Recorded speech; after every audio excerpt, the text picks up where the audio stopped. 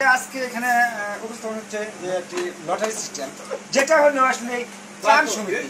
এখানে আসলে ভাগ্যটা বিষয়ে আমরা বিশ্বাস করি, কারণ আমি আসলে একটা ছোট ভাই কথা বলছি যে ডেস্টিনি মিস হলো development, economic, social, given and taken fantasy. যাই হোক, ভাগ্য নিয়ে আজকে আমরা এখানে উপস্থাপন করছি যে বিষয়টা, যেখানে কিছু সংখ্যক লোক আমরা একত্র হয়েছি এবং ত্রাণ সমিতি গঠন করেছি।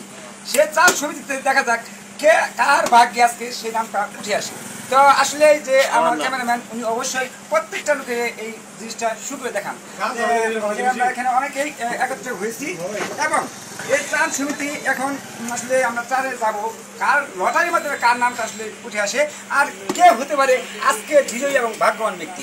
তো আসলে অনেকের মানে নামটা এখানে লিখে এই কটটার ভিতরে ঢুকাই দেওয়া হয়েছে। যাই হোক, এখানে এখন যে আমরা একটু খোঁজে নেই, এখানে অনেকের নাম আছে, যার নামটা উঠে আসবে সেই কত টাকা পাবে? 20,000 টাকা। যাই হোক, 20,000 টাকা আজকে পাবে যিনি আজকে বিজয়ী হবে, উনি হচ্ছে ভাগ্যবান ব্যক্তি। যাই হোক, এখানে আমরা অনেকে অবস্থান আছি, তার মাঝখান থেকে আমি খাদেম ভাইকে বলবো যে এইখানে কট্টার ভিতর থেকে একটা অনলি একটা পেপার তুলবে, এই পেপারে কার নামটা আসে দেখি কে ভাগ্যবান আজকে। যাই হোক, খাদেম ভাই দেখা যাক কার ভাগ্যটা, কার ভাগ্যে কার নাম লিখে আছে দেখা যাক।